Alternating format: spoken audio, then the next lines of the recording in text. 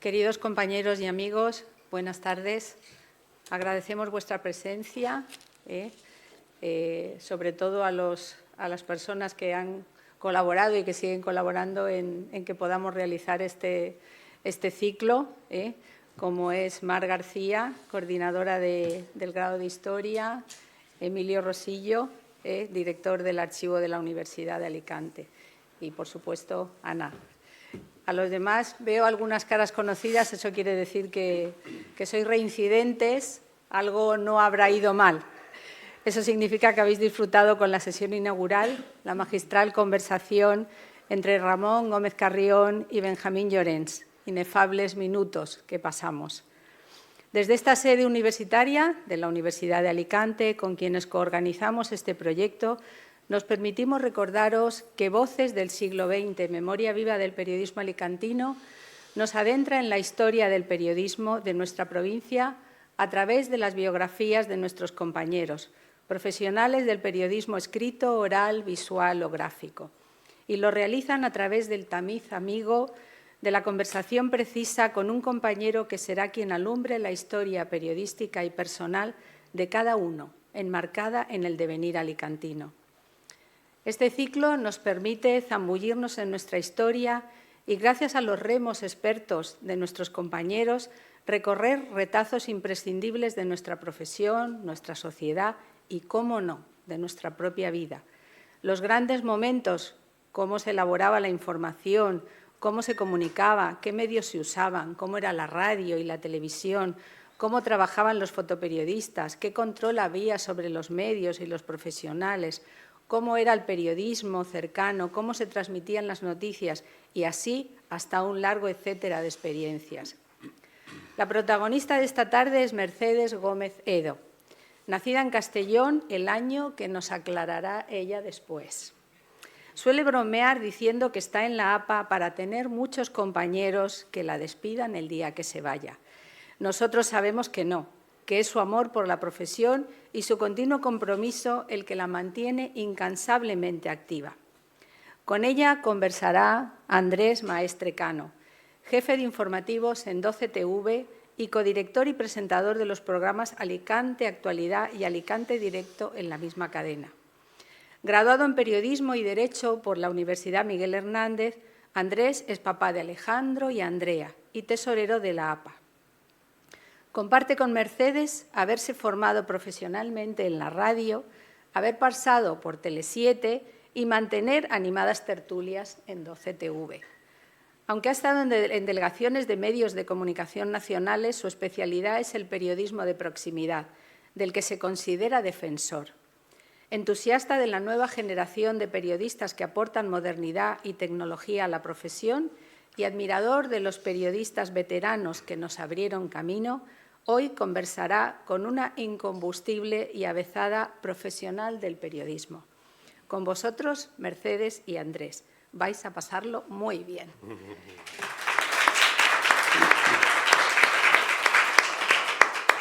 Muchas gracias, Elvira, por la presentación. Muchas gracias a todos por estar aquí en este acto de la Asociación de Periodistas.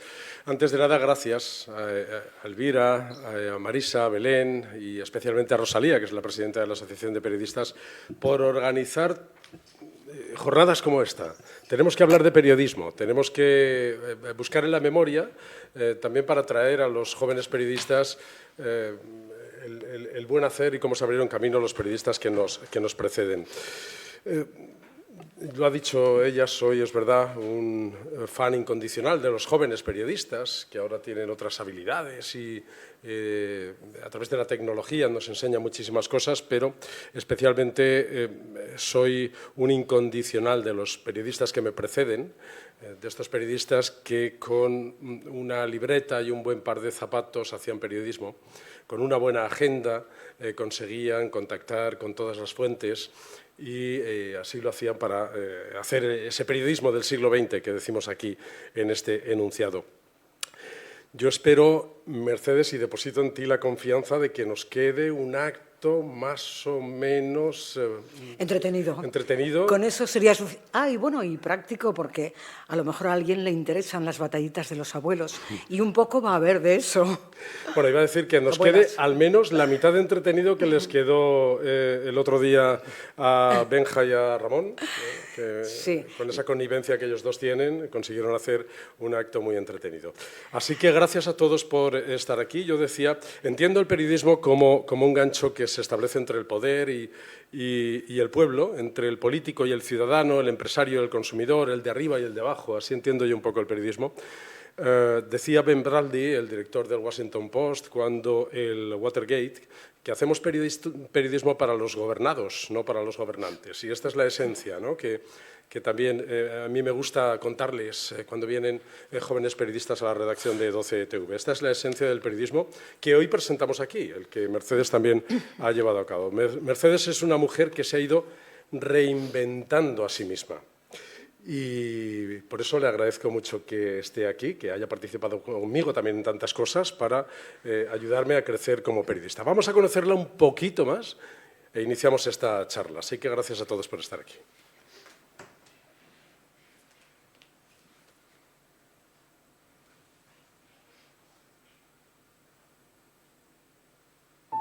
Mercedes Gómez-Edo proviene de una familia con 4 hermanos, 2 valencianos y 2 andaluces, porque sus padres se trasladaron de Castellón a Coín, en la provincia de Málaga, cuando ella tenía tan solo 7 años. El periodismo le viene de familia. Su hermano Ángel, que trabajó en Diario Sur, fallecido muy joven en 1983, da nombre al premio de periodismo Ángel Gómez-Edo. Mercedes se matriculó en la Escuela Oficial de Económicas, la Escuela de Comercio, por imperativo paternal, un tiempo que combina con incursiones en Radio Sur, una de las muchas emisoras de onda media y FM de titularidad pública que dependían de la Secretaría General del Movimiento. Tenía 14 años y actuaba a espaldas de su familia. Unos años más tarde, ya en Málaga capital, Mercedes se cuela en el cuadro de actores de Radio Nacional, el tan añorado y creativo teatro radiofónico. Desde ahí recibe ofertas de campañas publicitarias de Cervezas Victoria, por lo que le pagaron 300 pesetas de la época, lo que le sirvió para plantarse ante su familia y plantear su vena periodística y artística. Poco más tarde llega a la cadena COPE de Málaga, donde se incorpora como locutora de primera y donde estuvo 2 años, antes de trasladarse a Madrid, otra vez por imperativo familiar, para presentarse a las oposiciones de Tabacalera. Pero en lugar de presentarse a esta cita, decide ingresar por cuenta propia en la Escuela Oficial de Radiodifusión y Televisión. Mercedes se casa en Madrid con un ilicitano, con quien tuvo 3 hijos. Retoma su actividad radiofónica en Alicante en Radio Popular como Chica para Todo, haciendo de reportera, publicidad, sustituciones y producción de programas. Se hace profesora de formación vial y de ahí directora de autoescuelas de formación vial. En los años 80 Alicante estaba en auge. El turismo, la transformación social y el crecimiento de la provincia trae a la capital alicantina nuevas emisoras de radio. Aterrizan Antena 3 y Radio 80, donde Mercedes se convierte en una de las voces habituales, desde donde pasó poco después a Radio Orihuela, de la cadena SER. Sus conocimientos y preparación en seguridad vial contribuyen a sus colaboraciones en Onda Cero Alicante y también en el Congreso Nacional de Tráfico y Seguridad Vial, celebrado en Elche. Ya en los años 2000 se expanden las televisiones locales por toda España. Mercedes participa primero en Localia Televisión y después en el proyecto televisivo Tele7 en Alicante. La radio siempre ha estado presente en su vida, alternando con programas de televisión y con incursiones en la prensa escrita. Desde mayo de 2021, Mercedes Gómez-Edo locuta el programa mensual Somos Periodistas en la Asociación de Periodistas de la provincia de Alicante, APA, realiza en colaboración con Radio UMH de la Universidad Miguel Hernández de Elche y participa activamente en las tertulias televisivas de actualidad de 12TV y en el programa de reivindicaciones vecinales Alicante Directo, también de 12TV, por el que presume que últimamente mucha gente la para por la calle por su imagen eternamente transgresora. Hoy queremos conocer más a fondo la vida y trabajo de la periodista Mercedes Gómez Edo. Sin duda, lo que hace que Mercedes sea un caso de éxito es su constancia y su actitud frente al esfuerzo. Tengo una pandilla de gente muy loca a la que me uno cuando quiero hacer locuras. Estoy bien, porque acabo de llegar a Alicante y justo empiezan las hogueras.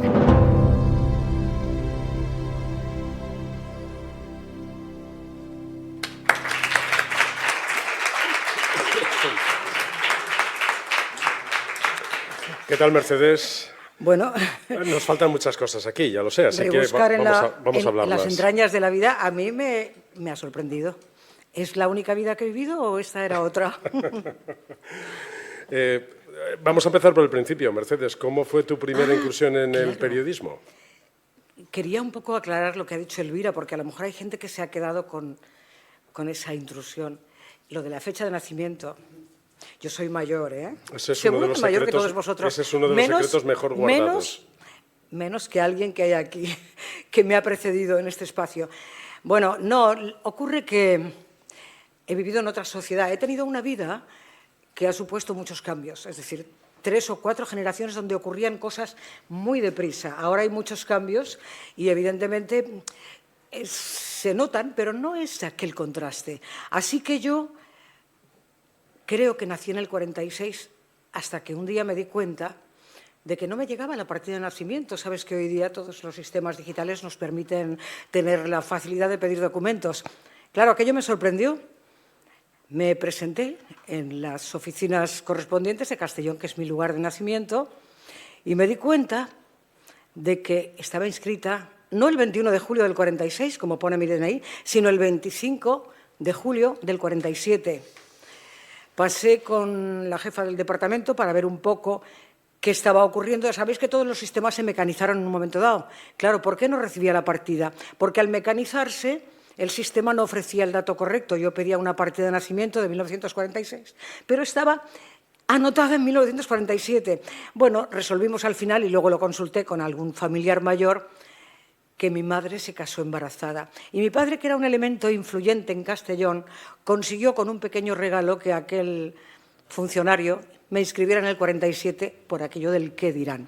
Así que yo nací pura y limpia por obra y gracia de mi padre. Menos mal que no me lo pidieron para jubilarme, porque me jubilé con 65 de los de verdad, cuando realmente yo tenía 65 de mentira. Bueno, me preguntabas... Y así empezó tu historia, ¿no? Así empezó mi historia, así empezó tu historia ya para contrarrestar a lo establecido. Es curioso que cuando revuelves en la historia de tu vida y piensas, ¿de dónde viene esta afición?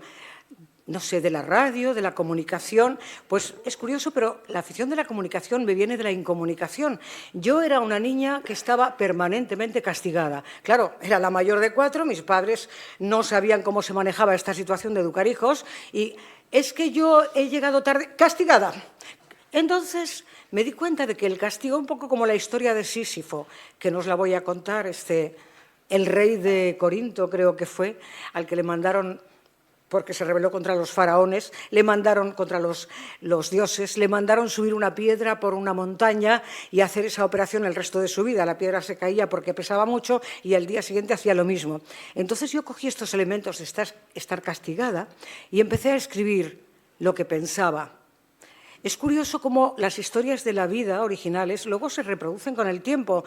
Si tú piensas en cosas que te ocurren después, les buscas el origen. Y es curioso porque todo tiene un origen. Parece que no. Incluso las cosas que en su momento no te sirvieron para nada, como esta de escribir, porque estoy permanentemente castigada. Pues sí, me sirvió, y me sirvió en los años 80. Imagínate. Oye, uno se pregunta cuando te escucha, Mercedes, ¿qué fue primero, tu bonita voz, tu buena dicción o tu afición por la radio? Pues mira, es algo que hoy día no me serviría para nada, de lo cual me alegro mucho, ¿no?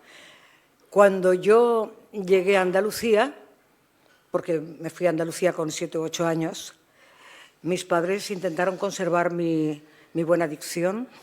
Yo había tenido y tuve después profesores que se encantaban, no sé, un poco como que hablar andaluz era un poco ser no muy culto. Entonces, es posible que la voz influyera, no lo sé, pero evidentemente tenía la voz de una niña. Pero creo que la pronunciación es lo que me llevó. A mí era muy importante. La radio, como sabemos, no es televisión, por lo tanto, la imaginación en la radio es fundamental y una voz o una dicción correcta te pueden llevar a paraísos indescriptibles. Yo creo que fue eso lo que me llevó, porque cuando empezó aquella emisora sindical, las emisoras sindicales eran emisoras del movimiento. Yo es que soy una niña de Falange. Luego os contaré que no se me ha quedado mucho, más que, sí, ¿ves? Hasta de lo negativo.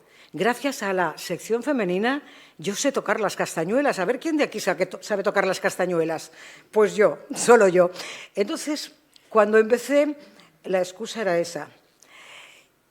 Y la verdad es que me sirvió de mucho porque, claro, cuando tú lees poesía, te ayuda la voz, la dicción, pero es que yo no leía poesía, yo en la radio leía discos dedicados y muchas veces llegaba del instituto apresurada, no me daba tiempo de mirar, los discos dedicados proporcionaban un ingreso a la emisora, pues 3 pesetas por cada notita, para cada disco. Se ponían 3 porque todo el mundo quería el mismo, pero en fin. Y yo leía aquellas dedicatorias de manera improvisada. A veces me quedaba en la mitad del camino de la lectura, porque claro, esto era un pueblo de Málaga, y había mucha de la población vivía en el campo y se vivía de la agricultura y la ganadería, como es natural. Aquellos discos dedicados estaban bien dedicados. Dedicado a mi vecino Pascual, para que se entere que me he dado cuenta que ha entrado en mi huerto, se ha metido con... A mí me parecía muy grave, pero claro, el dinero manda y yo siempre he trabajado en emisoras privadas. Lo que pasa es que ese tipo de cosas dichas con tu voz y tu dicción y tu manera de hablar seguramente que entraban mucho más suaves. Pero no me daba la risa, me daba el miedo entonces. A mí me ha parecido admirable, cuando lo hemos escuchado aquí en el vídeo, lo del cuadro de actores de la radio. A mí me parece que eso, los jóvenes que están aquí a lo mejor no han conocido esas cosas, pero a mí me parece tan fascinante hacer teatro en la radio, sí. Contar historias en la radio. Es que cuando fui a Málaga a terminar mis estudios, también quise hacer incursiones en la radio. Claro, yo estaba desconectada totalmente de la radio sindical. En Málaga no había ningún resto, así que me aproximé a Radio Nacional y evidentemente no podía entrar en la plantilla. Pero a alguien se le ocurrió que yo podría formar parte del cuadro de actores. Os aseguro que era maravilloso hacer aquel teatro en donde los caballos se hacían con los cascos, sonando con las manos. Bueno, algunos de los que están aquí sabrán de lo que hablo. Y aprendí mucho entonces, conocí a gente muy interesante, voces maravillosas. La dicción era algo que a mí me preocupaba, me lo habían inculcado y yo ahí no la perdí, sino que la enriquecí. Fue una experiencia maravillosa y a través de ella conseguí grabar una campaña de publicidad, alguien se encaprichó de mi voz y eso me supuso 300 pesetas. Yo no había visto nunca eso. ¿Te acuerdas de cómo era el eslogan de la... No me acuerdo. Sé que lo repetíamos muchas veces, entiendo que yo no tenía mucha experiencia y yo decía, no sirvo para esto. Sí, vamos a repetir. Y no recuerdo el eslogan, pero supongo que era un eslogan de los que después he grabado muchas cosas, porque yo me he dedicado también a la publicidad. No me he dedicado a ella, pero en una emisora pequeña y de provincias tienes una ventaja maravillosa que no la tienes en las grandes capitales. Es como una cadena de montaje de una gran fábrica. Tú estás encerrado poniendo un eslabón de una cadena muy larga. Y esto es lo que hacen las grandes empresas. Pero en las pequeñas puedes llegar hasta barrer el locutorio. Y no está mal. El día de mañana barrer siempre vale para algo. Pero además aprendes de todo y haces de todo. Es decir, que yo he sido niña florero en la radio, luego hablaremos de eso. No me hacía mucha gracia, pero ahora cuando hago de niña florero me encanta. Primero por lo que la hace hacer de niña a mi edad debe ser apasionante, lo es realmente. Y las flores siempre son maravillosas. Entonces yo conseguí que todo esto me permitiera estar pegada a la radio. Y no quiero seguir porque... Le he dicho a Andrés antes de empezar que me dé una patada cuando oiga que hablo mucho. Y yo siempre he querido entrar en un proceso de silencio y esto lo quise empezar a hacer cuando me jubilé y todavía no he empezado. Y ya hace más de 15 años que me he jubilado. ¿Esto va mal? Mercedes tiene una forma de hablar sin filtro. Ella va articulando todas las palabras y las ideas que le van pasando por la cabeza, así que por eso dice lo de chica florero, chica para todo. Lo dejamos ahí, sí. Porque en la preparativa me decías otras cosas también, ¿no? Yo en la radio he hecho... Pero en aquel momento en el que tú empezabas en la radio y a sentir ese gusanillo que decimos los locutores de radio, ese gusanillo de micrófono que tenemos por dentro, ¿tus referentes eran hombres o mujeres? ¿O había referentes? ¿Había en aquel momento alguna voz particular que decías, yo quiero seguir ese camino? Claro que había referentes, lo que pasa es que los referentes eran masculinos. No había ninguna mujer que fuera la estrella de la radio en ese momento, porque las mujeres no tenían esa envergadura, claro. Entonces, mis referentes, evidentemente Luis del Olmo, al que luego tuve ocasión de conocer y estar con él, José Luis Péquer, Joaquín Prat, por supuesto, grandes estrellas de la radio y algunas he conocido. Y llegué a tener un referente que se llama María Teresa Campos. ¿Por qué? Porque en mi estancia en Málaga y antes de ocupar un puesto en la COPE, donde ya fue oficial, guardé la nómina, está María y muy rota, no la hemos puesto aquí porque no habría soportado la cámara. Pero antes de eso conseguí hacer un poco de telonera de María Teresa Campos, que trabajaba en Radio Juventud de Málaga, lo que después fue la cadena SER. Claro, ella era la estrella de la radio. Y yo, en verano, no hacía lo mismo, pero conseguí hacer la sustitución. Cobraba poco y tenía mucho entusiasmo, era el personaje ideal. Y esto me permitió continuar con la radio y conocer a estrellas que no tenían nombre, pero que eran maravillosas. Por ejemplo, el compañero de María Teresa, Diego Gómez, no lo olvidaré en toda mi vida, era un ser especial, valioso, comunicador. Engolaba un poco la voz, pero es que era la moda de los tiempos. Este chico nunca llegó a más. ¿Sabéis por qué? Porque era homosexual. Esto se llevaba mal entonces. No se llevaba mal en la sociedad, pero no podías destacar ni tener un nombre. Esto ya resulta, chirriaba un poco. Bueno, esto lo hemos ganado, hemos perdido otras cosas, pero eso lo hemos ganado. Así que mis referentes eran masculinos por esa razón. ¿Y por qué me gustaban? Me gustaban porque a mí me encantaba esa radio que yo notaba que era una radio preparada, pero a la vez improvisada. Alguien me dijo el otro día, alguien que está aquí, hombre, has estado un rato hablando sin guión. Y sabe muy bien el que me lo ha dicho porque ha dirigido empresas de esta naturaleza, que la improvisación lleva detrás una preparación. Y es una preparación que luego se apoya de tu pasión, de tu comprensión. Es decir, esto no es aprenderse un guión de memoria. El teatro sí lo es, pero ya ves que no te dejan hacer el teatro con el guión. Al final, aquello que llamamos las morcillas y las incursiones es realmente la parte personal que tú le pones al personaje y a tus palabras.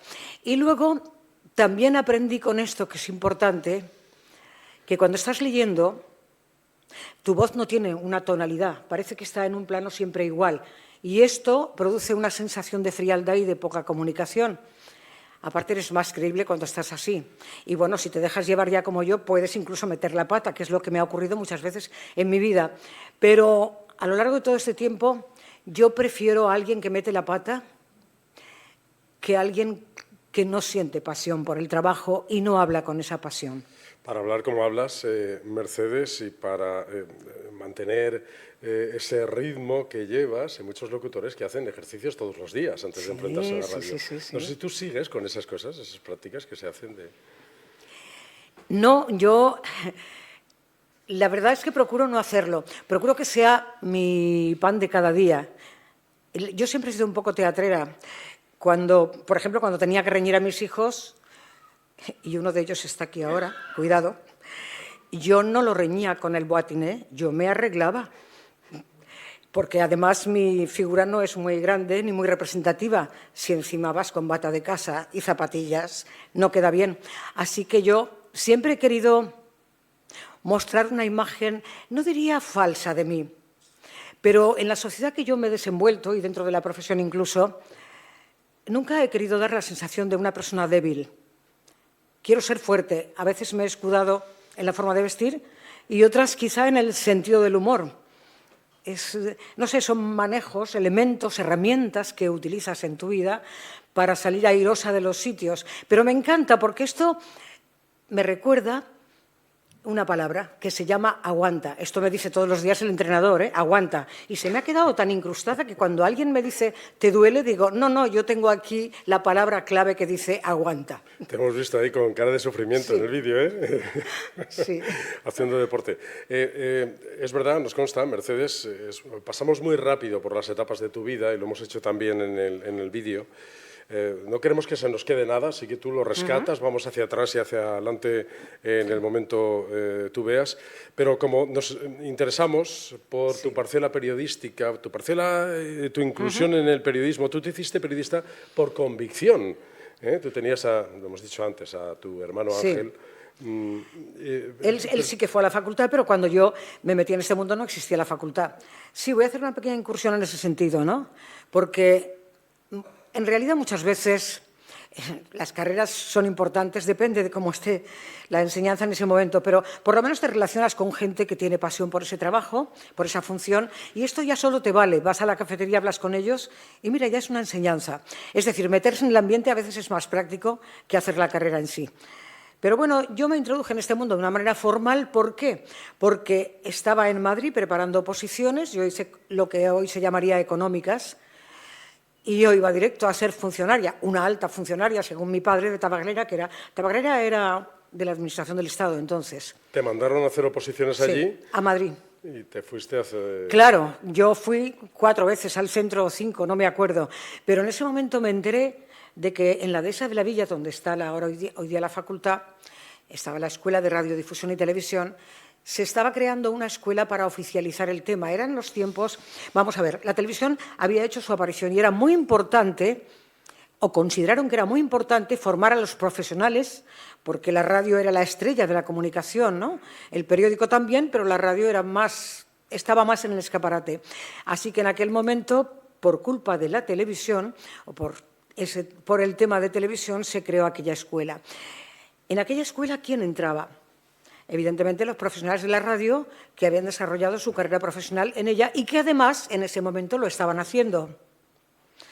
¿Cómo entraba yo en aquella situación si yo estaba haciendo oposiciones a Tabacalera? Bueno, pues ahí tuve que interpretar un papel. Me fui a ver al director general de la COPE. Yo había trabajado en la COPE de Málaga ya previamente, pero tuve que salir para hacer las oposiciones porque mi padre se puso insoportable, siempre lo fue, ese día más. Y tuve que presentarme y este señor firmó un documento en el que dijo, indudablemente yo tenía un historial ya y podía entrar en aquella escuela para formar profesionales. Quizá era de las más jóvenes, pero también estaba María Luisa Seco, no sé si algunos la recordarán, lo digo porque nos hicimos muy amigas, y ella ya era una estrella de la televisión.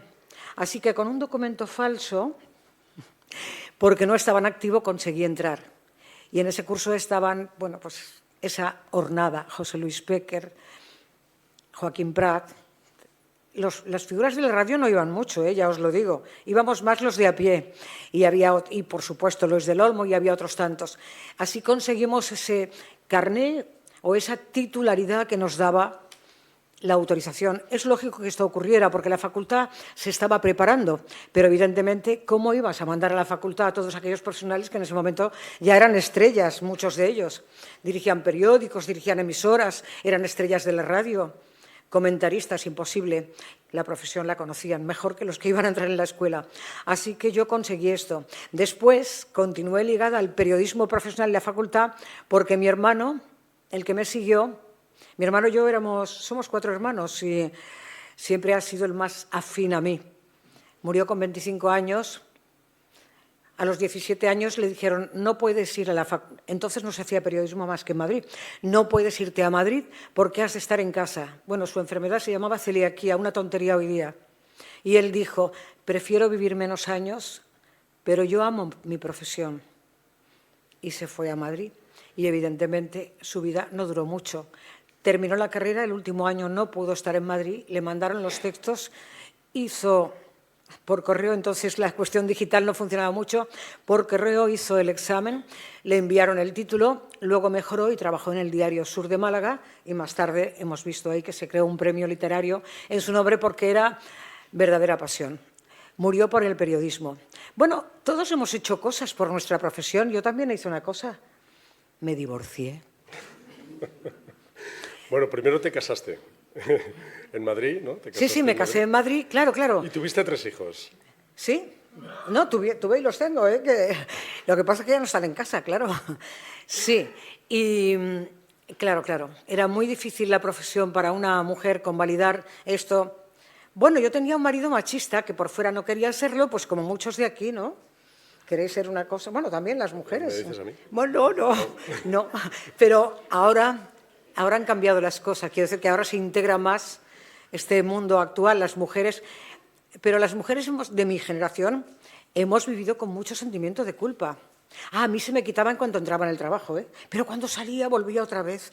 Ha sido un trabajo difícil quitarte Mercedes, esto. si es de toda esa época que tú has vivido esa transformación profesional, era un mundo de hombres, el mundo empresarial, Sí. el mundo social, el mundo político, era un mundo de hombres, el mundo periodístico, lógicamente, también lo era. ¿Cómo te abrías camino? ¿Cómo una mujer se abría camino? Antes me decías que era difícil tener referentes mujeres, Sí. y has citado ahí algunas, que eran las que conseguían llegar. Pero ¿cómo una Pues mira, periodista del día a día conseguía abrirse camino? Cuando empecé en la COPE, que fue mi primer trabajo serio, porque tenía nómina, quiero decir, José Miguel Azpiros, que es un hombre al que yo adoro. No está Rosalía aquí, pero ella sabe perfectamente que hace poco, en la noche de Love the Record, tú me refrescarás la memoria un poco, había Benjamín, quizá luego nos lo dirá. Bueno, apareció José Miguel Azpiros porque teníamos que hacer un tribunal que juzgaba algo. Y yo me acerqué a Rosalía y le dije, uy, Rosalía, ¿está aquí José Miguel Azpiros? Dice, sí. Digo, estaba allí sentado. Digo, no ha venido. ¿Cómo que no ha venido? Estaba ahí sentado. Bueno, pues cuando llegó la hora del cóctel, que ya nos mezclamos todos, Rosalía me buscó y me dijo, José Miguel Azpiros. Y yo le miré y dije, a ver, José Miguel Azpiros, ¿hay alguna letra cambiada? Que dice, no, yo soy José Miguel Azpiros. Digo, pues no te reconozco. Dice, pues tú eres Merceditas. Benjamín también me llama Merceditas, por cierto. Tú eres Merceditas, dice. Y claro, tú esperabas a mi padre, ilusa de mí, pensando que el hijo era de la misma edad. Claro, es que hay que presumir de edad. Era su padre. Bueno, su padre me buscó en Málaga. ¿Yo cómo conseguí esto? A mí me ilusionaba mucho todo el mundo de la comunicación y empecé a no decir que no a nada. Me utilizaban, claro que sí. En aquella época empezó Paloma Linares a destacar un poco en el mundo del toreo. En Marbella, en Málaga, había mucha afición y no estaba tan prohibido como ahora. Los toros eran la estrella del espectáculo. Cuando Paloma Linares llegó, tenía una capa de protección del periodismo que no se le molestara. ¿Quién le va a hacer la entrevista? La nena. ¿Y dónde? En la cama. Os podéis imaginar, no conservo fotos de aquella historia, pero yo fui empujada al hotel de Marbella donde se alojaba para torear el día siguiente y aquel chico tan flaco, tan joven, que su representante es que está descansando. No sé cómo se organizaron, pero a mí me hicieron entrar allí. El chico solamente se veía el pecho. Sabéis que el pecho de los hombres siempre ha estado a disposición de cualquier evento, pero las mujeres no, claro. Pero se subió hasta el cuello.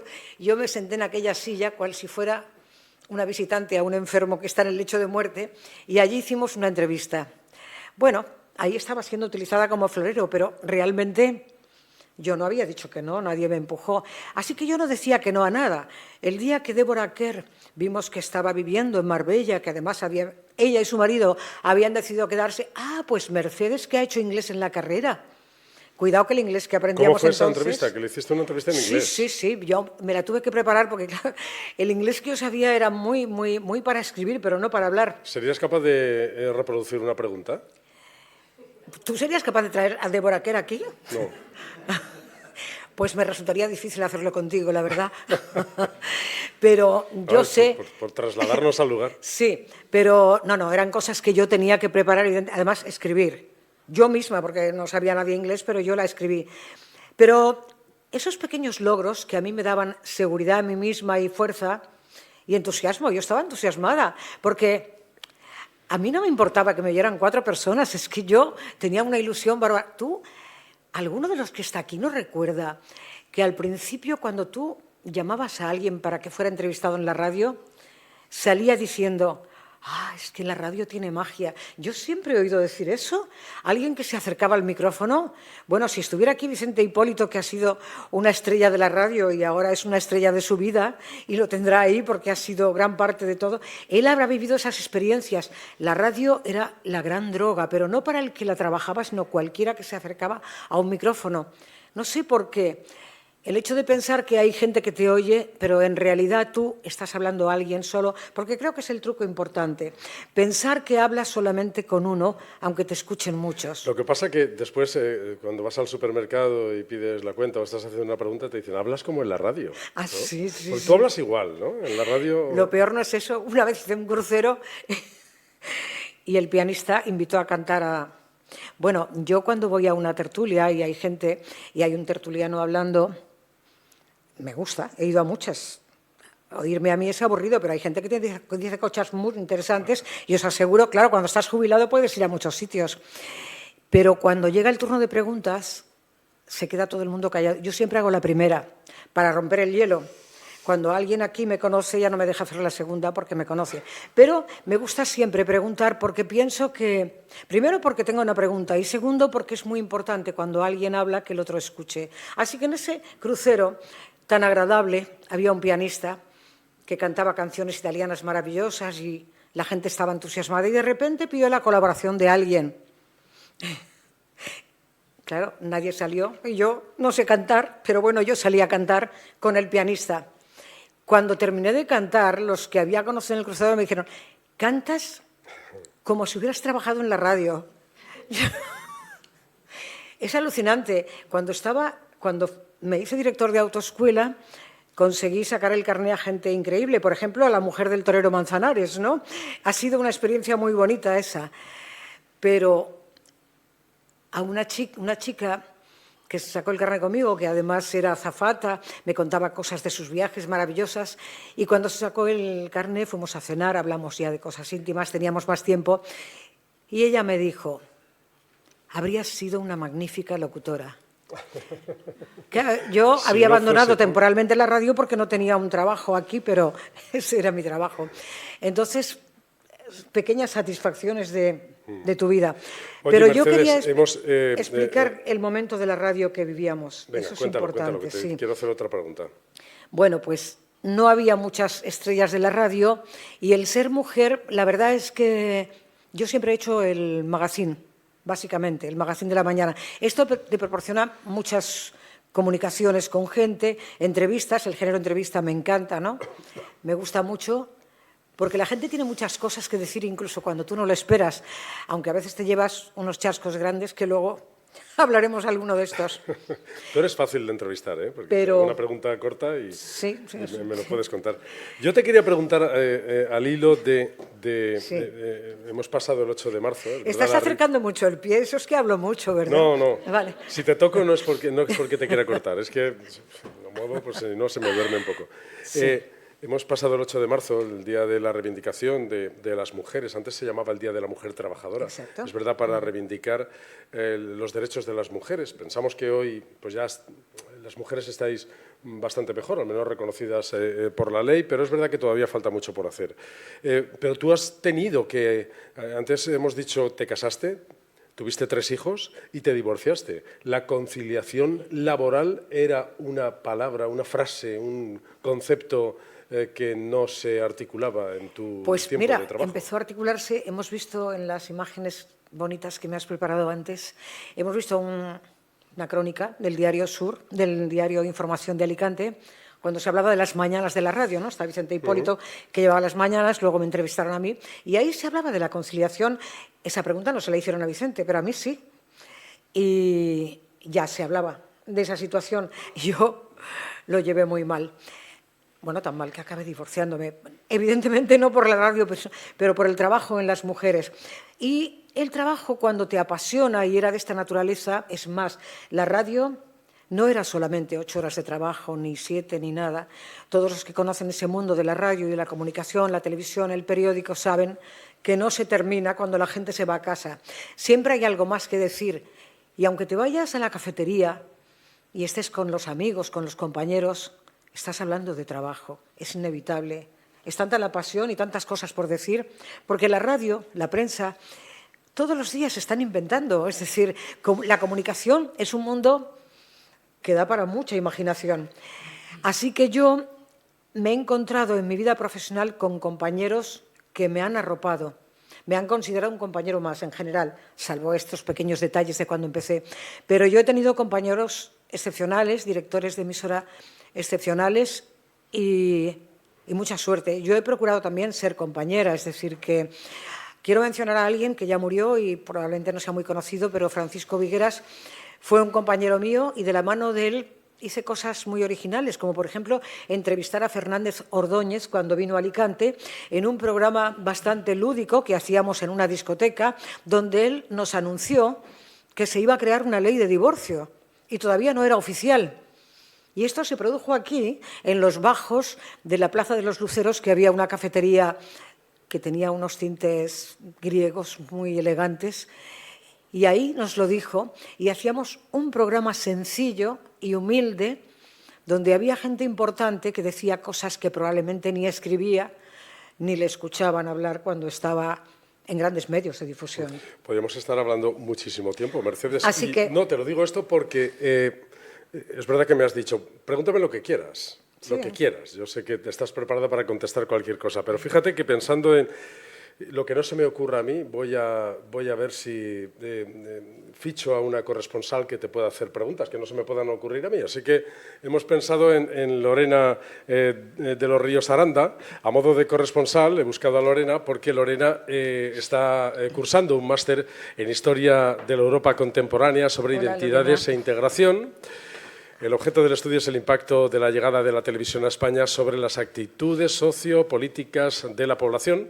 Y por eso pues he pensado, oye, Lorena, vente y le haces alguna pregunta a Mercedes, así que todo tuyo el micrófono. Gracias, Lorena, por estar con nosotros. Gracias a ti por tu presentación. Bueno, buenas tardes, Hola, Mercedes. Lorena.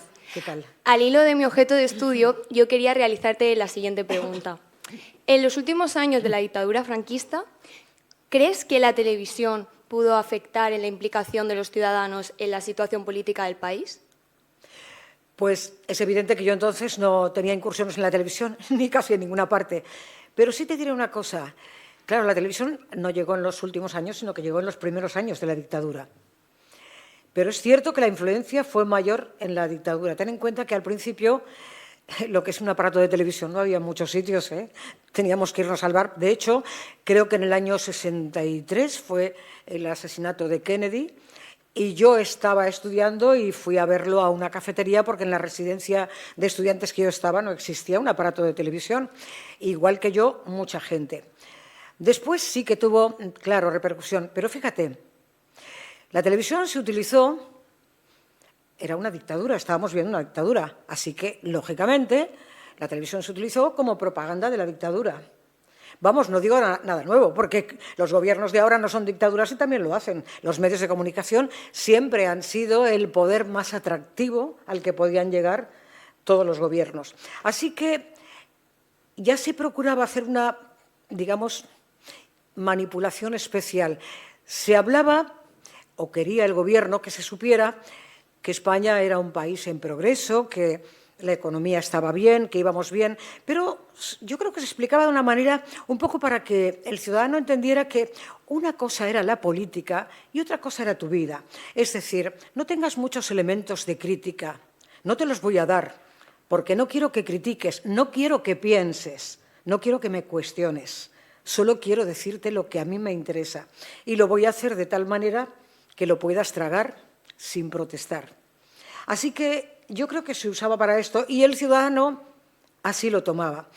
Al final de los años de la dictadura, bueno, pues la televisión ya tenía sus propios telediarios. Creo que se llamaban telediarios, no, ¿cómo se llamaban? Andrés, ¿no me ayudas? Claro, no estabas. Telediarios, sí, sí. Bueno, yo recuerdo... Fijaros, yo recuerdo, fíjate, para que veáis que tan mala memoria no tengo, recuerdo que había dos presentadores, pero especialmente uno de ellos que se llamaba David Cubedo. Este era un señor muy serio que te leía las noticias, tal cual. No se equivocaba nunca, pronunciaba hasta las comas, era perfecto. Y yo y creo que era el sentimiento general, le mirábamos atentamente, sin saber lo que decía, porque en el fondo estábamos esperando que le dieran ganas de estornudar para ver que era un ser humano, porque es que era como si le hubieran metido una caña por el... No lo puedo decir, que luego... Así tiesos. Era... Si fuese ahora pensaríamos que era un chabot de ¿Sí? estos de inteligencia artificial. Era una televisión encorsetada y... Bueno, y esto era lo que se pretendía, ¿no? Establecer un espacio de separación. El ciudadano tiene ahí una cosa que quiere y tal. Pero, poco a poco, ¿qué ocurre? Que empieza la incursión de las televisiones privadas. Y claro, ahora hay elementos que vienen de fuera. Por ejemplo, se utilizaba mucho, había programas musicales, evidentemente había noticias, ya lo hemos dicho, y por si fuera poco, luego estaba el nodo en el cine y todo esto. Pero de momento había que llenar más horas que se iba ampliando el espacio televisivo. Entonces, se incorporaron espacios dedicados a la música, a las novelas, pero también al teatro. Y cualquier cosa que se emitía tenía un tinte...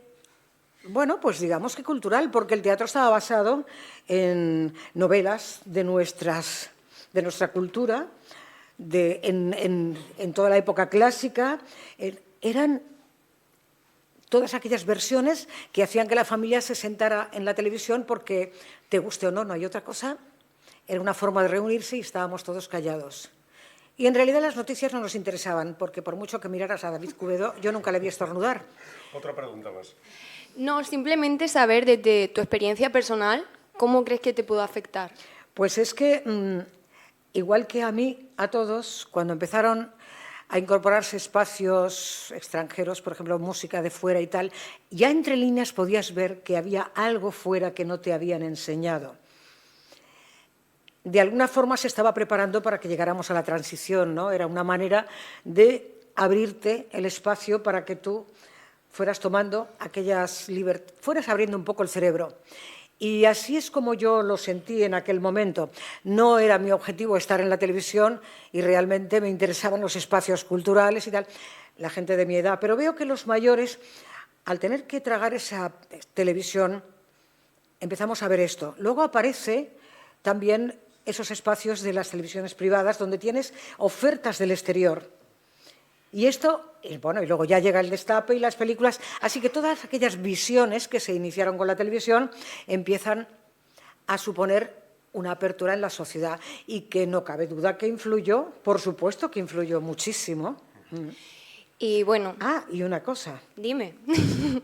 Que tiene que ver un poco con Alicante, que no se me escape, a pesar de que ocurrió en Madrid. Es que os dije que David Cubedo nunca estornudó, pero ocurrió otra cosa en su lugar que fue muy divertida. Un día, un señor que se llamaba Eugenio Martín Rubio, que era el que hacía los programas era el que hacía la información meteorológica, un día anunció, bueno, ya lo había hecho otras veces, pero ese día anunció que iba a llover y dijo, es que esta vez va a llover, y si no llueve, me quito el bigote. No llovió y al día siguiente apareció sin bigote en la televisión española. Os digo que tiene que ver y ahora os diré qué relación tiene con Alicante. Se quitó el bigote y apareció sin bigote. Imaginaros, aquello tuvo mucha trascendencia, pero no solo nacional, internacional. ¿Sabéis lo que ocurrió con la prensa francesa? En un periódico francés dijeron, Eugenio Martín Rubio, periodista de los información meteorológica, de los informativos de televisión, anunció que llovería y como se equivocó, por orden de la Guardia Civil, se tuvo que afeitar el bigote. Es que teníamos un poco de mala prensa en el exterior, claro. Y apareció con esto. Sí, sí, además, bueno, no recuerdo el periódico, pero en algún lugar he leído hasta el nombre del periódico. Eugenio Martín Rubio era un hombre espectacular al que yo he conocido después en Alicante, porque se casó muchas veces y una de ellas en Alicante.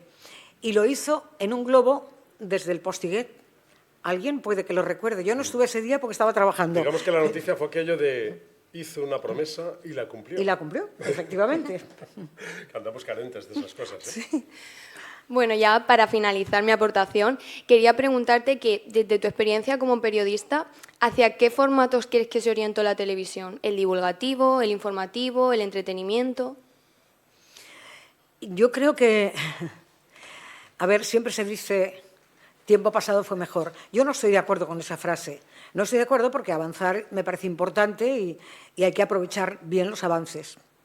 Pero es verdad que la televisión se puede aprovechar para espacios maravillosos. Yo creo el tema de los viajes. La televisión te ofrece paisajes y situaciones Lo que pasa es que maravillosas. Lorena te está preguntando en esa época concreta, ¿no? Sí, en los últimos años de la dictadura franquista, en ¿hacia los qué formatos crees que se va Últimos años de la orientando? dictadura Bueno, franquista, principio te lo de la digo. democracia, ¿hacia dónde se dirigió? Pues la dictadura y estos últimos años de aquella clase de televisión, la verdad es que estaba muy absorbida por temas musicales y culturales, diría yo. También había concursos, porque aunque el 1, 2, 3 creo que fue en el 70 y tantos, pero 73. antes había concursos también en los que ya la gente se les hacía participar, y esto es que se hacían muchas cosas cara al público, ahora también, pero incluso en la radio se hacían. Así que la incorporación de la gente en los espacios de concursos y su participación ya empezó a darle esa envergadura a la televisión, ¿no? Aparte, se vendieron más entretenimiento. Entretenimiento y espacio cultural. El teatro formó... Yo creo que el teatro compuso una parte muy importante. De hecho, muchos actores que luego hemos conocido en teatro y en cine se han formado allí con grandes obras, y ellos también echan de menos esos espacios que nos han dado a conocer mucha cultura de nuestra historia de literatura y los clásicos, en una palabra. Y la música. La música era importante, espacios musicales donde promocionaban músicas, no solo españolas, sino de fuera.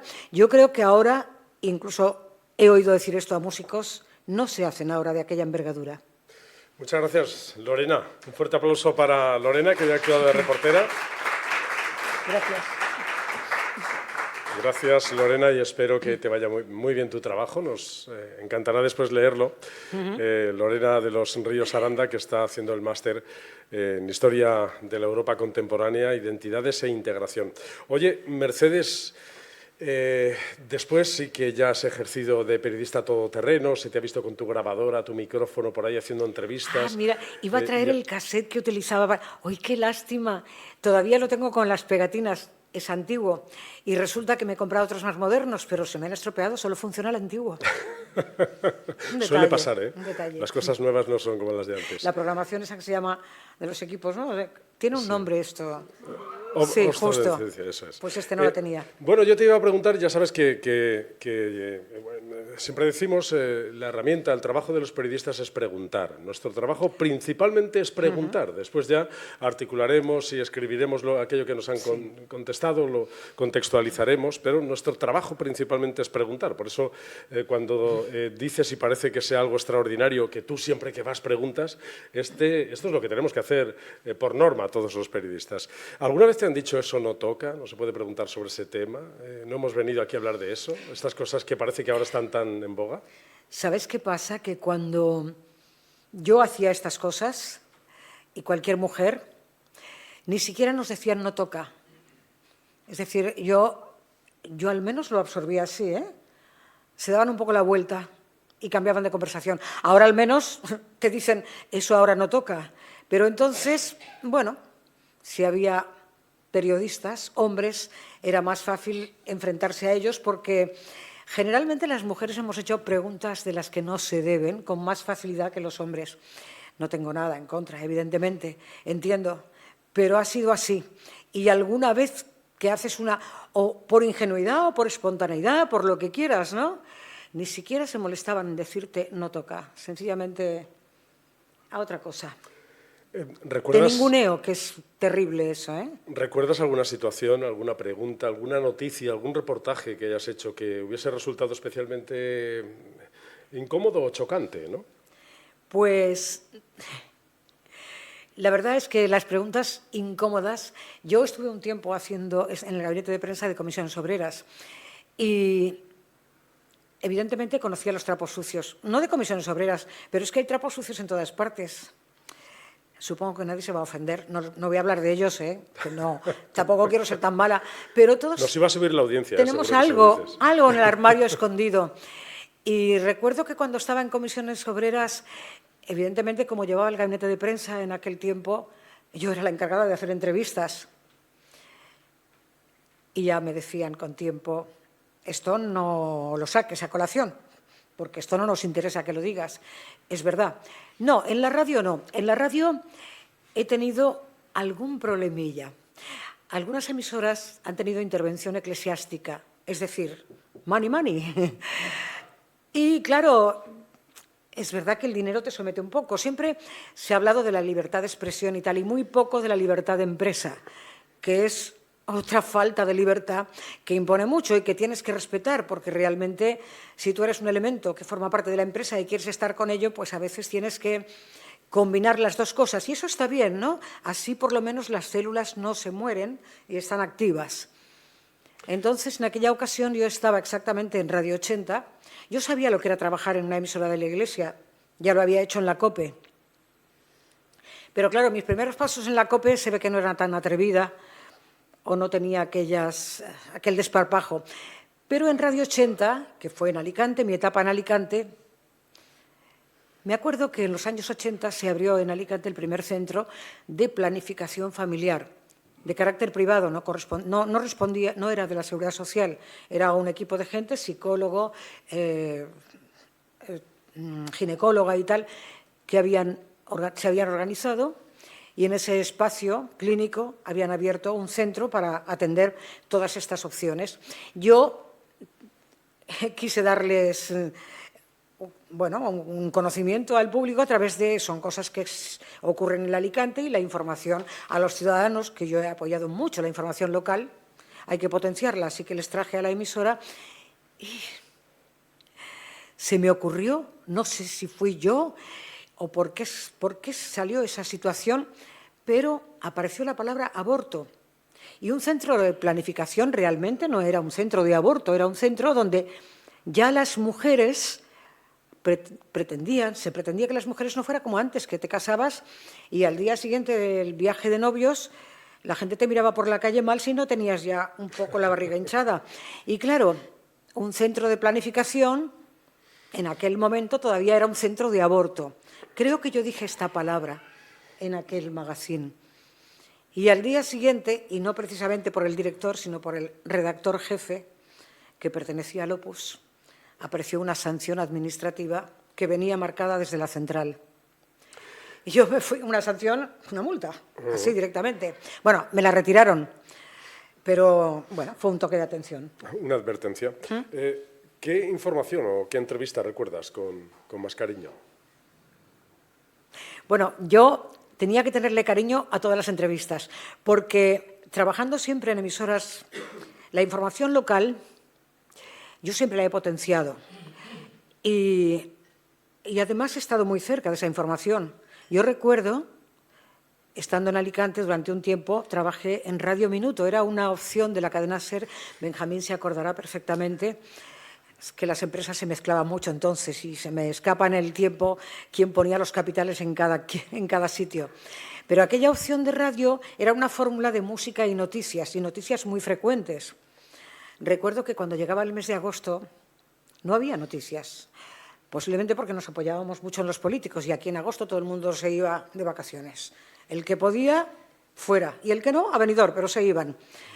Y claro, trabajar en una opción de noticias cada 15 minutos era un poco complicado. Recuerdo que los que nos quedábamos en agosto, pues a veces comíamos juntos a mediodía, era un tiempo más relajado, y me decían: ¿y tú cómo vas a hacer ahora para emitir noticias cada 15 minutos? ¿Te lo vas a ver fatal? Digo, pues no, la imaginación te hace, cualquiera lo puede hacer, cavilar. Y empecé a inventarme cosas interesantes, pues establecí relación con tráfico y entonces se podía saber cuál era la última matrícula porque estaba muy localizado. Se podía saber, acercándote al mercado y en un punto de conexión correcto, que la merluza al día anterior era tal y al día siguiente había bajado y por qué había bajado. Se podían saber cosas de interés local y general que ocurrían al lado o que por la noche habían salido los bomberos y habían apagado un fuego que fue precisamente porque alguien dejó encendido tal. Cosas que ocurrían cerca de tu barrio, en tu misma manzana a ser posible. Y esto, una noticia llevará a otra, es decir, os cuento una pequeña parte, pero luego te das cuenta de que, uy, eso puede ser interesante, eso también. Y entonces vas investigando y averiguando que el mundo de la comunicación tiene muchas vertientes. Y en ese sentido, en aquel tiempo, pude cumplir con estos objetivos y tenía mucha libertad para hacerlo y así lo hice. ¿Cómo era el día a día? ¿Cómo se construía una noticia? ¿Cómo se hacía el trabajo? ¿Salías a la calle y te ibas a buscar a la gente? ¿No tenías Google? ¿No tenías ChatGPT? ¿No tenías estas cosas de la tecnología? Tenías que coger el cassette y marcharte a la rueda de prensa de turno. Y luego volver corriendo y montar aquello. Menos mal que los equipos eran facilitos. Sacabas la cinta y la metías en otro lugar que también admitía cintas, ibas cortando trocitos y te ayudaba un poco el técnico. Todavía teníamos un técnico porque el que daba las noticias estaba en la pecera y se ocupaba solo de una parte. Entonces, claro, es lo que contamos de las cadenas pequeñas, es decir, al no tener una estructura muy grande, tenías un poco que hacer de todo. Y el hacer de todo suponía que en ocasiones no podías acudir a todas las fuentes de noticia. Así que la improvisación era el pan nuestro de cada día. Cuando estabas en el micrófono haciendo un magazine y terminaba porque se había hecho un poco más largo, porque, claro, lo había patrocinado esta empresa o habían entrado unas cuñas, se mezclaba con el informativo y el informativo casi lo hacías en directo y a lo mejor alguien de la emisora había conseguido comunicar con el político de turno que en lugar de dar tú la noticia escrita la iba a dar él hablando. Se hacían filigranas, la verdad. Si yo hubiera aprendido a coser como aprendí a improvisar, sería una modista maravillosa. Era fantástico porque de verdad que la improvisación te da muchas capacidades y la radio improvisada funcionaba mucho entonces. Pero vas aprendiendo con eso. Ahora, es importante, al menos para mí, yo creo que para todos los que nos gusta esta profesión, hay que entender que alguien te está oyendo y te merece todo el respeto, no ya por él, sino incluso por ti mismo. No puedes darle tonterías o cubrir su tiempo con... No, hay que pensar que tú estás al otro lado, es lo que llamamos ahora empatía, ¿no? Y dices, pero yo aguantaría a esta tía contándome esas cosas. Así que hay que poner imaginación y hay que poner aquella forma de colocarse en la que tú puedas, con tus palabras, conseguir la atracción de alguien. Y es curioso porque al tener que hacer de todo en la radio, tuve que intervenir en el campo de la publicidad en muchas ocasiones y hacer la típica cuña publicitaria, que muchas veces había que repetirla. Y no es porque te equivoques, porque esto lo lees y no improvisas nada. Pero claro, estaba el tema de si la cuña era de 15 minutos valía tanto y si era de 30 valía mucho más. Segundos, no, sí. Tienes que bajar los segundos porque si... Bueno, pero recuerdo que para mí era un trabajo absurdo porque yo pensaba, a ver, viene el jefe de publicidad, cuando acabes el magazine, Mercedes, quiero hablar contigo. Mira, que ha venido el empresario tal, nos va a hacer una campaña, está aquí. ¿Quiere que le busquemos la música tal? Digo, ¿le busquemos? Si esa música es la que más se pone, la tenemos ahí encima. Ya, pues quiere esa música, quiere tal. Siempre igual, con el fondo musical que más se oía en ese momento, tú anuncias la campaña que más se oye y tú piensas... Pero vamos a ver, este señor quiere hacer una campaña para él. Yo siempre he pensado que a veces tenemos que educarnos también los otros, no solamente el otro. Tú eres muy profesional, pero le tienes que decir, usted quiere vender su empresa. Si viene aquí porque somos profesionales, déjame que le diga algo. Bueno, pues siempre igual. Y un día yo misma estaba cansada de lo que hacía. Y cuando llegó este señor le digo, mira, le digo al jefe de policía, déjame que entre solo con el compañero de control. Vamos a grabar la cuña. Cuando entramos en el control de cuñas, grabé la cuña y le dije, no me pongas música. Silencio total, le pones un poquito de eco a la voz y yo voy a dar este mensaje, que no he dado en mi vida un mensaje más sencillo que aquel, porque dices las cosas tal cual, lo que la empresa quiere vender y lo que le ofrece al consumidor, pero con pocas palabras. Mercedes. Luego entró el empresario, lo escuchó y a partir de ahí todo el mundo quería la cuña sin música. Digo, hombre, tampoco es eso, todas iguales. Quiero decir que la imaginación funcionaba mucho entonces. Has conseguido con esa voz, con esa dicción, esa forma de hablar y esas anécdotas esa cantidad de historia que nos has contado, digo, que has conseguido captar la atención del auditorio. Y yo estoy seguro que ellos están también con un montón de preguntas preparadas para hacerte a partir de ahora. Así que yo he querido romper el hielo con Lorena, pero ahora lo voy a hacer con todos estos que se han convertido en corresponsales también y que están llenando el auditorio. Les voy a pedir que se busquen alguna pregunta. Mientras vamos terminando, yo te quería preguntar por la tecnología. No, pero no creas que siempre ha sido aceptado lo que yo hacía. Hice una vez una campaña y fue rechazada. Y me dijo el director de la emisora, no ha colado. ¿Y sabéis qué era? Yo no sabía que era para eso, aunque me lo estaba intuyendo. Era una campaña con voz sexy para promocionar unos pisos de encuentros sexuales. Y yo no tenía la voz sexy. La rechazaron. Así que fíjate de que me había servido. Muy seria para esas cosas. Oye, bueno, que digo que mientras se van preparando las preguntas, y vamos a repartir el micrófono, y ahora os pediré que rompamos el hielo aquí un poco, te has traído un recorte de periódico. ¿Qué traes ahí? Ah, Yo bueno, lo estoy mirando todo el rato a ver si consigo descubrir qué es, pero...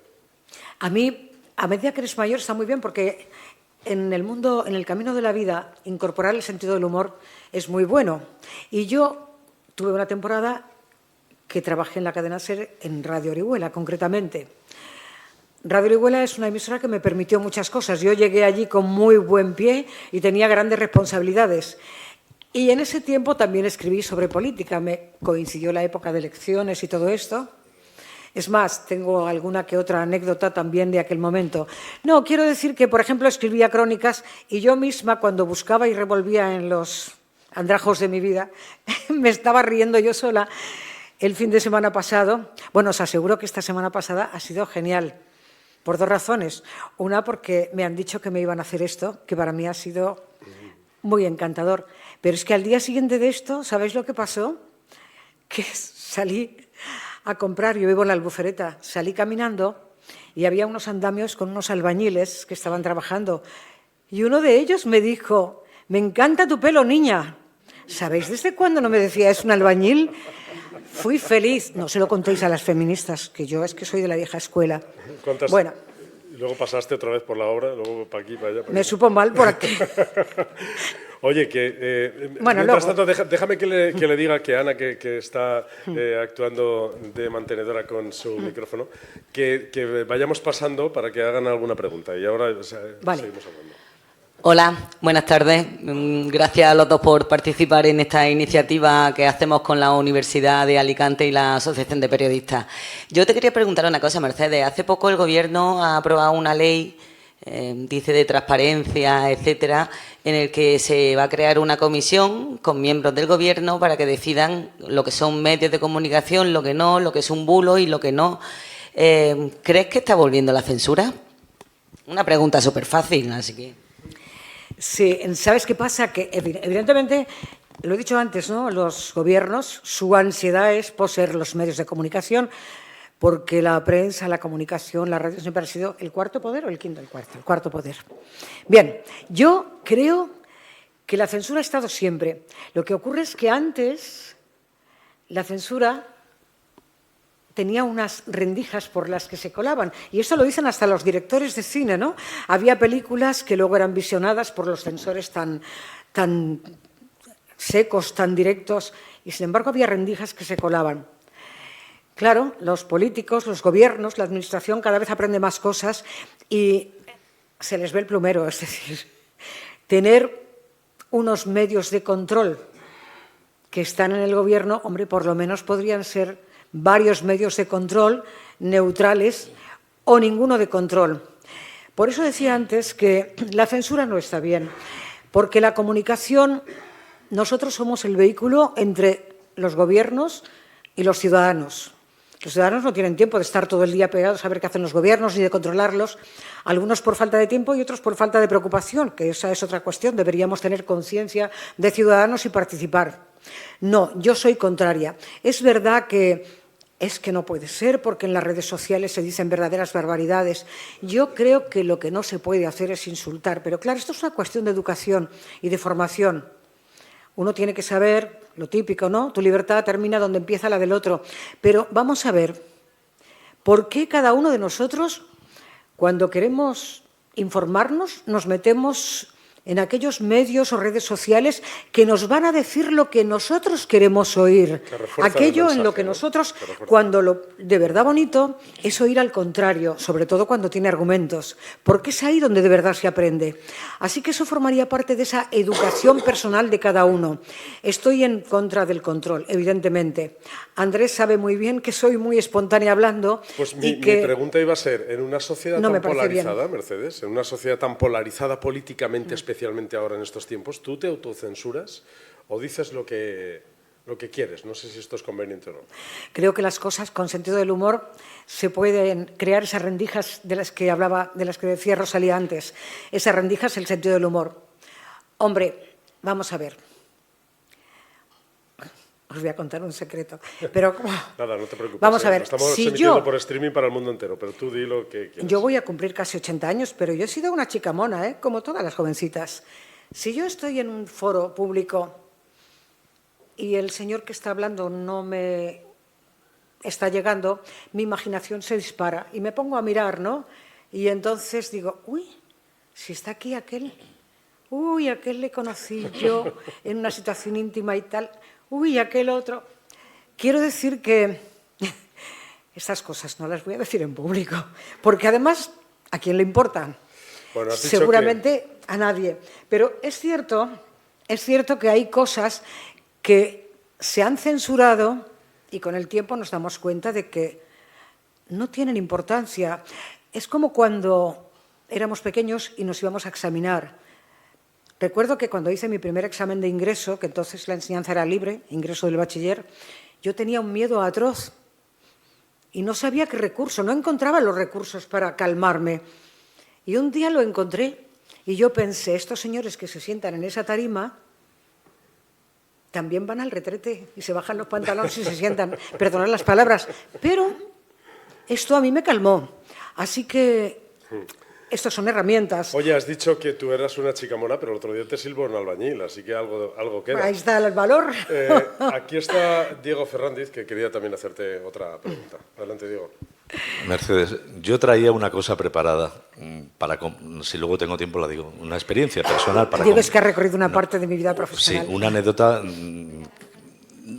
No, primero otra cosa, no, que si luego la puedo compartir, la comparto, la traía preparada. Pero como veo, es que habéis hablado casi de todo, pero de nada de anécdotas de la radio divertidas. Y hay una, no por mí, que la he oído 20 veces, pero hay una que no me gustaría que la gente se fuera sin... Porque es muy divertida. Además, es una anécdota en una radio alicantina, con personaje emblemático alicantino. Y yo tengo un anecdotario que he escrito de cosas de mías, de radio y tal, y es una anécdota que es una gran anécdota de la radio en Alicante, pero si algún día se escribiera un libro de anécdotas de la radio a nivel nacional, podría haber una que sucedió en Zamora, otra en Sevilla y una en Alicante. Cuéntala, hombre. En cierta ocasión, y estando en una Radio 80 exactamente, claro, cuando estás haciendo una radio en la que quieres meter todo lo que ocurre en la ciudad, porque ocurren cosas, aparece el redactor jefe por la pecera y te hace señales que tienes que paralizar un poco aquel programa que tenemos porque hay que meter una noticia de última hora. Y esa noticia es que en ese momento en el Colegio de Médicos de Alicante se estaba nombrando al nuevo presidente del Colegio de Médicos, Ricardo... Don Ricardo Ferré Alemán, ginecólogo. Exacto. Así que yo no conocía a este señor, pero bueno, no pasa nada. Tenía dos datos importantes. Va a ser nombrado y se llama tal. Así que mientras... Claro, el micrófono lo tengo abierto, he de pensar mientras hablo. Buscando espacios para pensar, yo le pregunto, buenos días, don Ricardo, enhorabuena ante todo. Ricardo Ferré, ¿cuál es su segundo apellido? Y me dice, ¿es alemán? Y yo, no importa, pronúncielo, que lo entenderé. En cualquier caso, dígalo. Dígalo, aunque no lo sepamos pronunciar. Mi segundo apellido es alemán, señorita. Ya, ¿qué pasa? ¿No lo quiere pronunciar? No se atreve a que nosotros dice, sí, se lo voy a pronunciar. Alemán.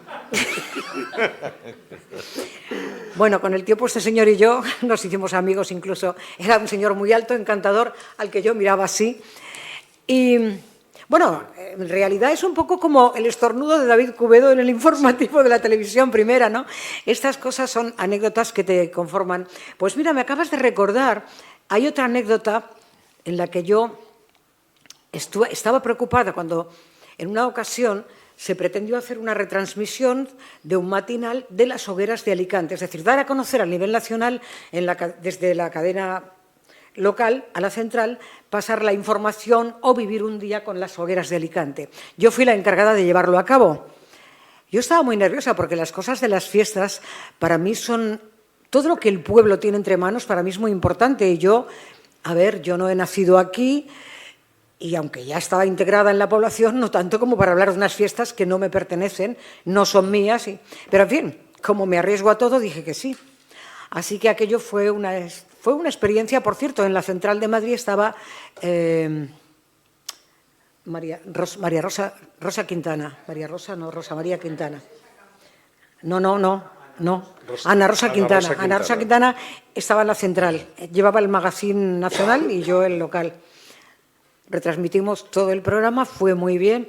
Y aquel día, evidentemente, por la tarde-noche teníamos una cena pues con el presidente de la barraca donde habíamos hecho la retransmisión, con el presidente de las hogueras en general, con el concejal de fiestas.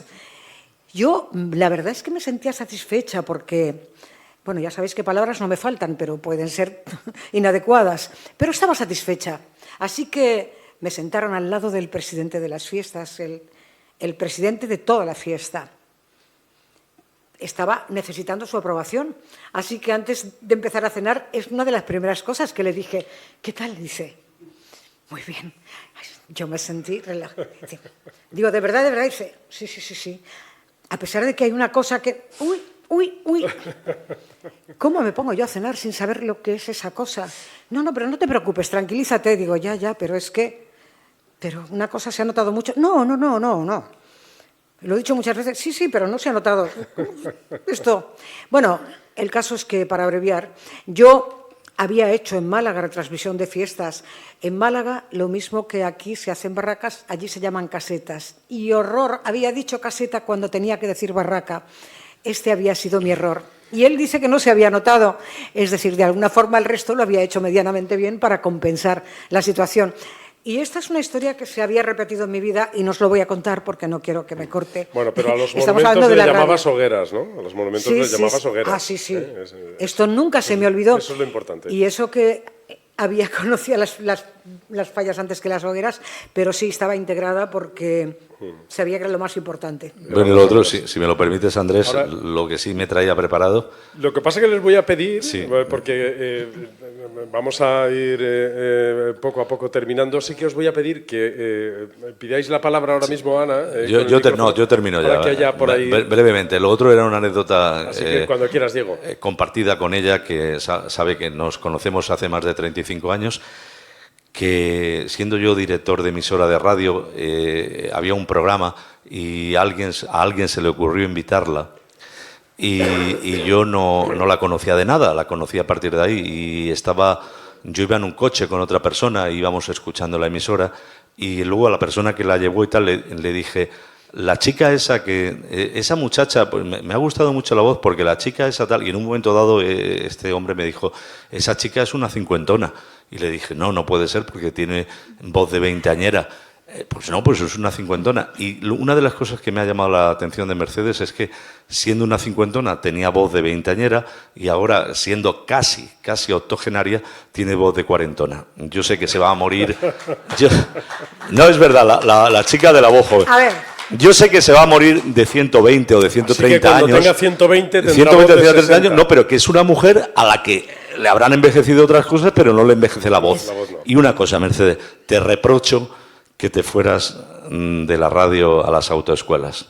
Perdóname, pero... No, pero mira, es curioso... No, ¿Sí? A ver, me fui por necesidades del guión, pero verás, hombre, es que quedarse divorciada con 3 hijos fue un poco duro. Pero bueno...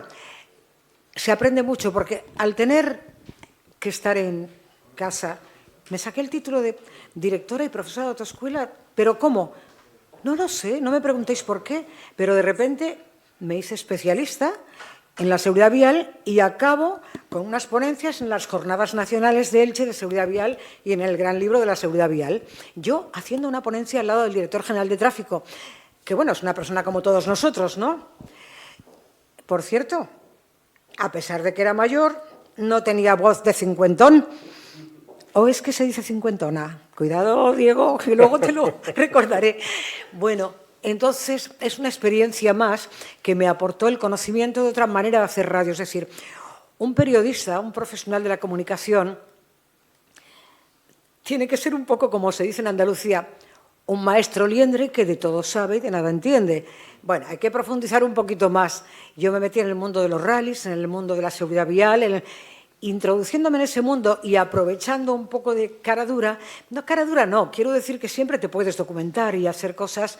Ese mundo te abre otras posibilidades y a mí me las abrió en ese sentido. Pues vamos con alguna pregunta más y luego ya las demás las haremos ya en petit comité, desconectados de Internet, para que ya nos puedas contar cosas que sean un poco más...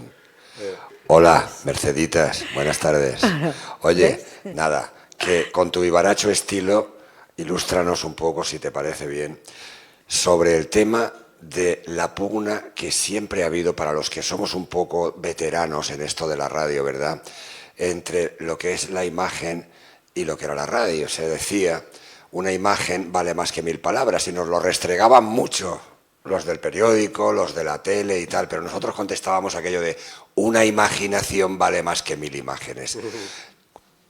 A ti, en tu paso sobre todo por Radio 80, que es donde yo más te he conocido y te he seguido, te daban puerta abierta, te daban pie, te abrían la ventana para utilizar la imaginación, o había que ser ya un tanto encorsetado en el sentido de identificar radio con información. Información es contar lo que ha pasado en la rueda de prensa, o como decías tú antes, o algo así, y la imaginación era nula. No, no, en absoluto. Yo, además, lo he dicho al principio, que yo admiro mucho ahora mismo a un catedrático de Alicante que me encanta, es neurólogo, por su descripción que hace del cerebro y cómo habla de nuestras células, que se mueren si no hay imaginación. Imagínate, los que estamos en la radio hemos fomentado la imaginación. Yo me acuerdo, y tú lo sabes, Benjamín, que la radio se hacía cara al público. Yo me acuerdo haberme escondido muchas veces cuando venía la gente a conocer a esos personajes que se ha imaginado cuando los ha oído.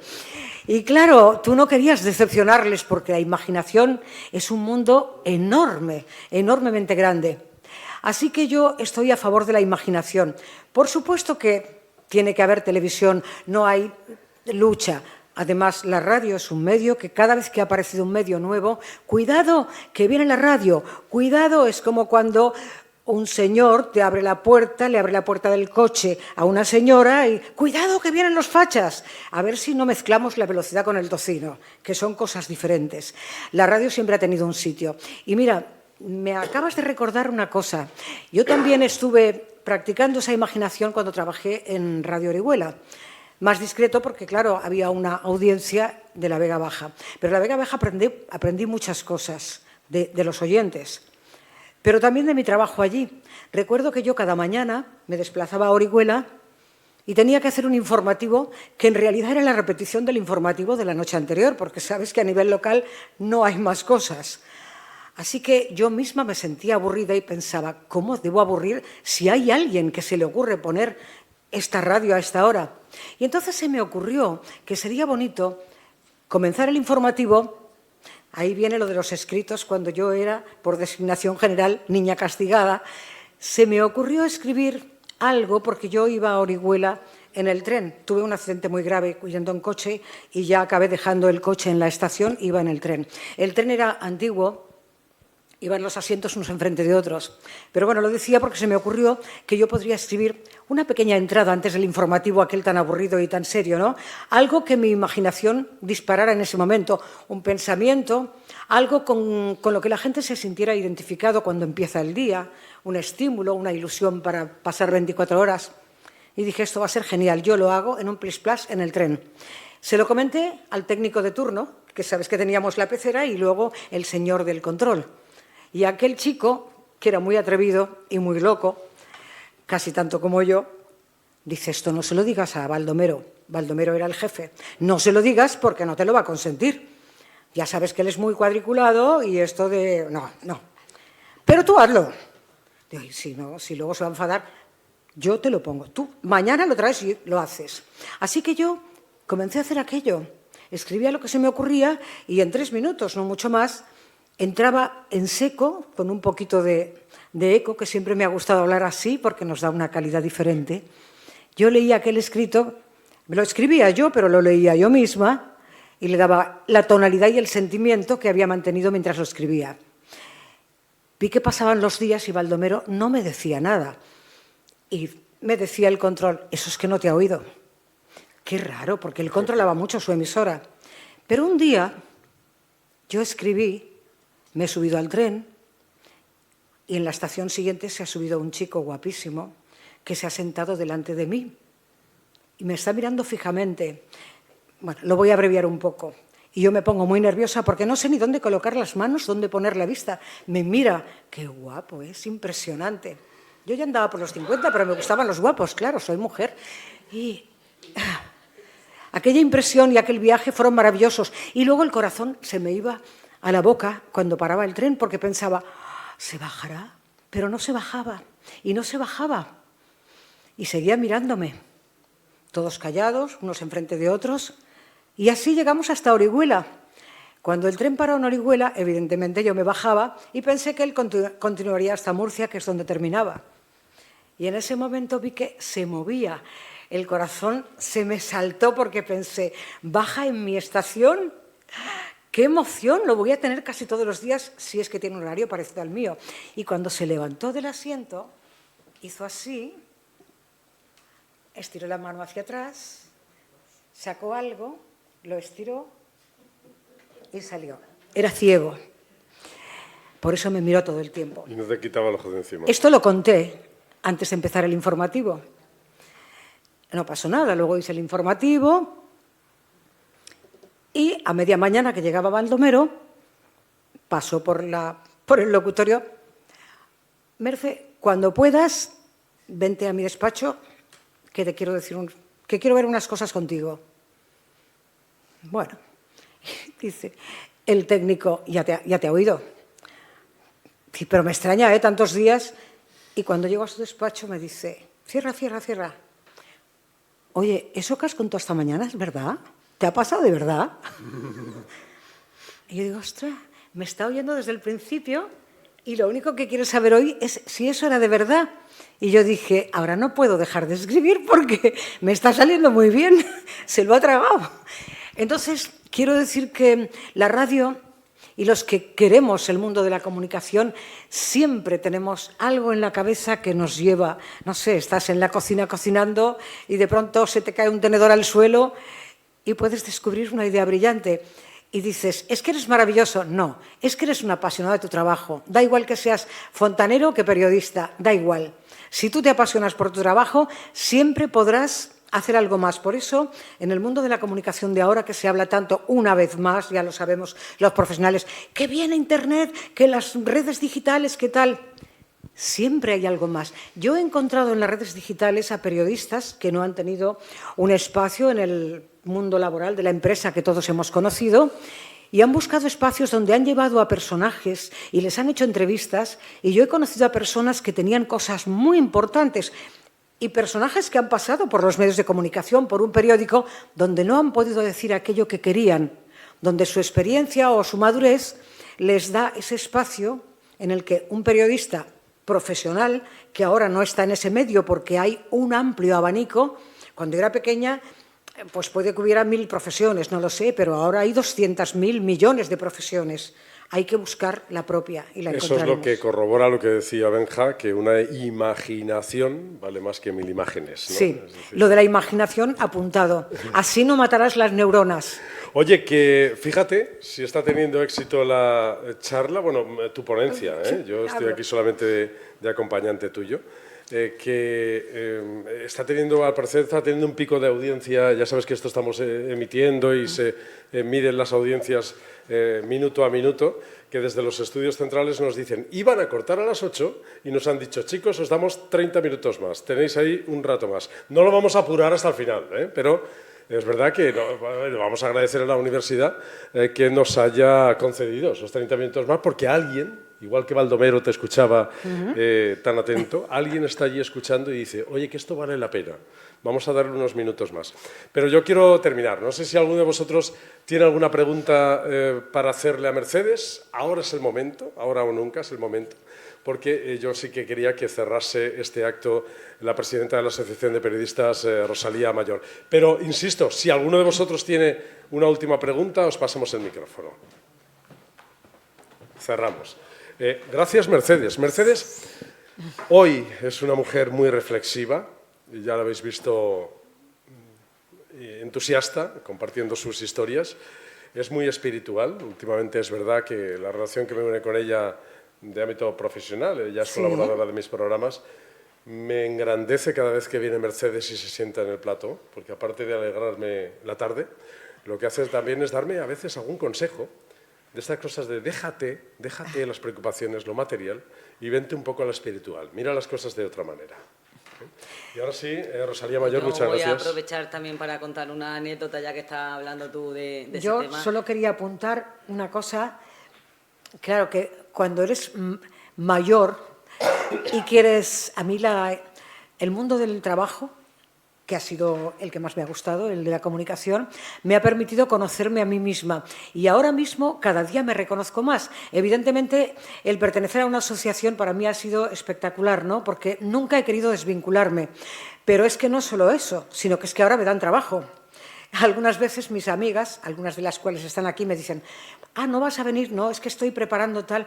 Bueno, pero ahora estás jubilada. Ya, pero los jubilados estamos muy ocupados, pero tenemos una ventaja genial y es que elegimos nuestros tiempos y nuestras pasiones. Y mi pasión sigue siendo esa. Si no digo que no, es porque no quiero decirlo.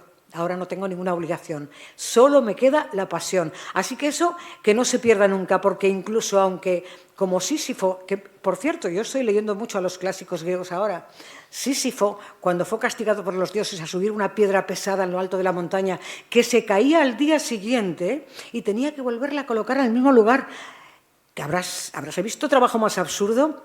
Pues él encontró, sin venirse abajo, en ese trabajo rutinario, pesado y estúpido, la pasión de su vida o su forma de rebelarse. No me vais a tumbar, voy a seguir levantando la piedra cada día, aunque la encuentre en el suelo.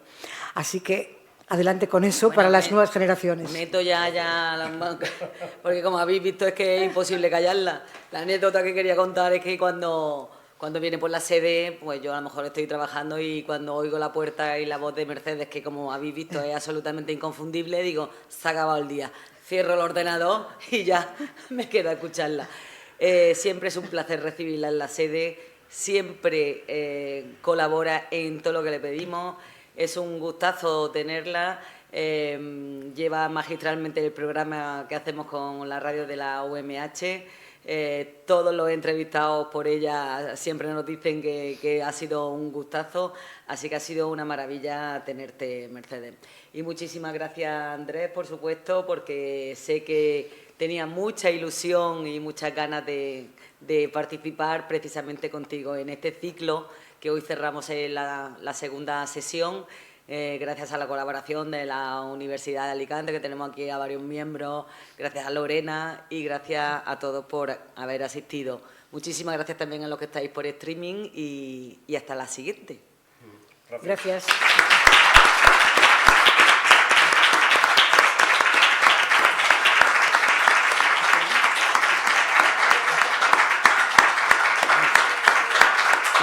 Me apunta, aunque se me ha olvidado decirlo, que la próxima sesión de este ciclo de Voces del Siglo XX será el 9 de abril con Manuel Miracandel. Así que os esperamos para esa fecha. Gracias a todos. Muchas gracias.